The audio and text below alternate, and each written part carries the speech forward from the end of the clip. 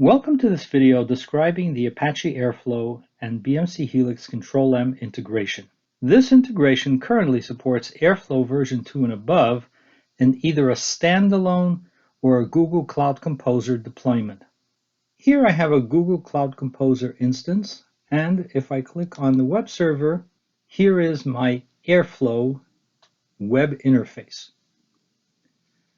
I also have a standalone Airflow server, and this is the interface for that instance.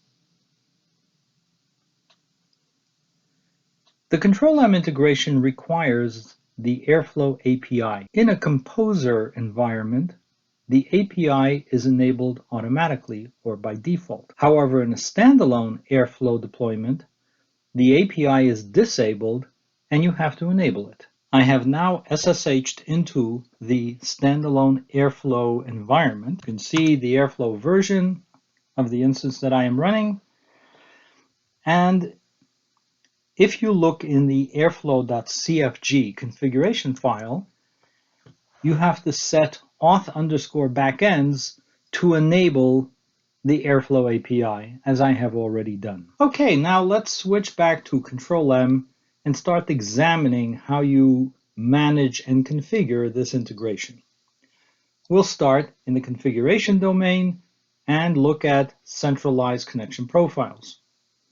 As you can see, I have created two, one for my standalone deployment and one for the Composer instance that I showed you. If I open this and look at the details, these are pretty simple connection profiles. Again, I can choose depending on what kind of deployment I am connecting to. If it's standalone, then I provide either the IP or host name of the Airflow server, the port. This is for the Airflow web server. 8080 is the default port. If you change that configuration, you would have to specify the appropriate port here, and then some credentials. Similarly, if we look at a Composer connection profile, similar information, but slightly different to accommodate Google's requirements. As you can see, I've specified Google Composer. I have to specify a service account. This is JSON that is downloaded from GCP for the appropriate role that has the authority to access my Composer environment. When you define the Composer environment, a URL is provided for you, as well as a target audience. You specify those characteristics here. You can test if this is valid by asking Control-M to, in effect, do a mock login to ensure that it can connect to the Composer environment. As you can see here, the connection is successful, and similarly, I can test my connection to the standalone Airflow server as well and see if that is valid too. And as you can see, it is. Okay, so now that we know, or now that Control-M knows how to connect to our Airflow instances, let's look at how we build a job. I'll start with a blank workspace.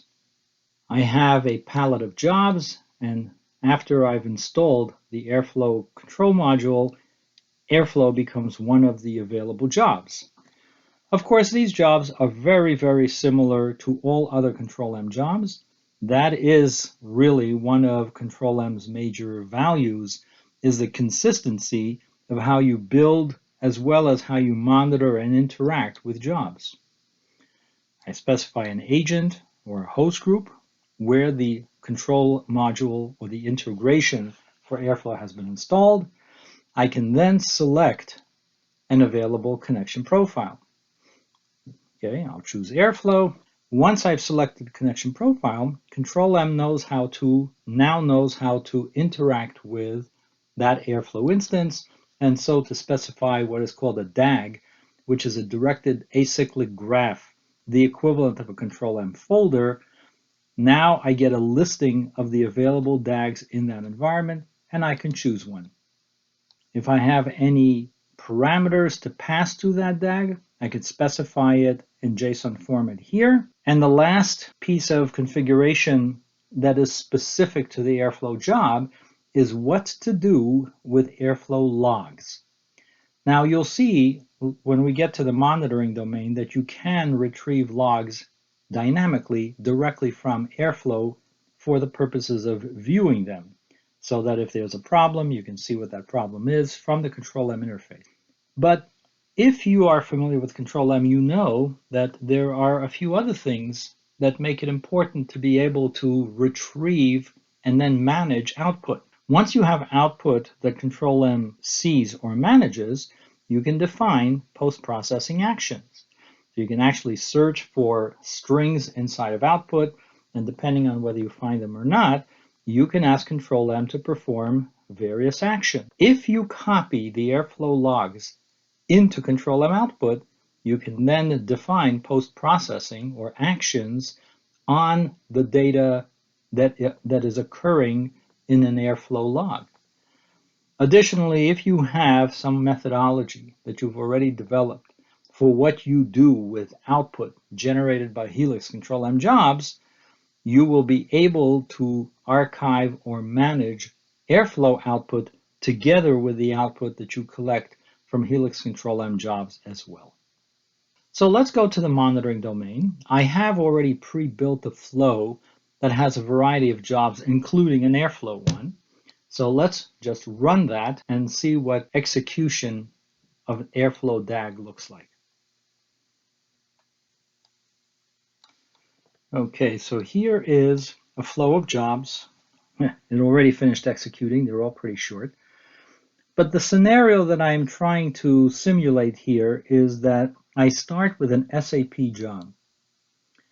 This represents a typical or a traditional application. Could be finance, could be warehouse management, customer billing, and it produces a variety of data, including some data that I want to be able to ingest into a data pipeline. And that pipeline is managed by Airflow. So I run the SAP job, it produces some data. I then run a file transfer job that will take that data from wherever the SAP application has generated it and move it where the Airflow data pipeline can ingest it. So here again is my MFT or file transfer job. I happen to be moving some data from a local file system to S3 or the other way around. And that will make that data available to Airflow. I then trigger the Airflow DAG that I have requested Helix Control-M to run. And you can see it has already executed. Along with all the other information Control-M provides about each job, there is an Airflow tab. And in this tab, you have a list of the tasks that make up the DAG that I have just run. This is one of the places where my choice for logs becomes potentially significant. If I look at the Control-M output, if none of the tasks failed, none of the Airflow logs will appear in the Control-M output. If something has failed, it may appear here if I made that choice, or if I didn't want to copy any of the Airflow data into my Control-M environment, none of the Airflow logs will appear here. However, they are still accessible to me. I can go to my Airflow tab, select a task, and now I can retrieve the Airflow log directly from the Airflow environment.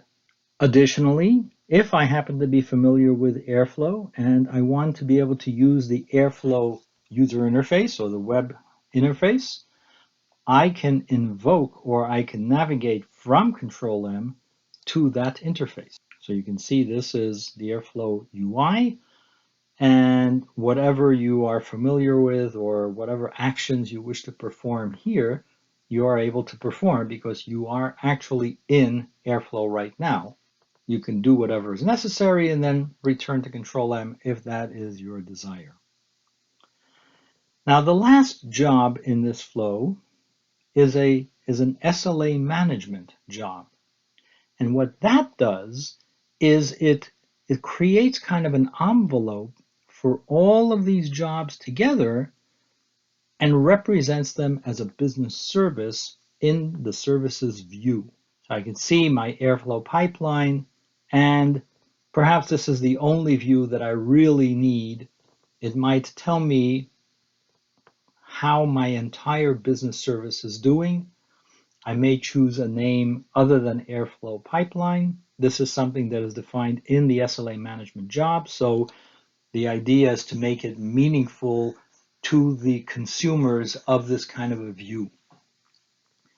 But what it does also is that it ties together an end-to-end collection of all of the tasks from the traditional ones, starting with SAP, the data movement, pushing the data into my Airflow or data pipeline environment, the execution of the entire data pipeline as seen and managed by Airflow, and visualized as a business service in Control-M. So in conclusion, you've seen how we can integrate Airflow DAGs into business applications orchestrated by Helix Control-M.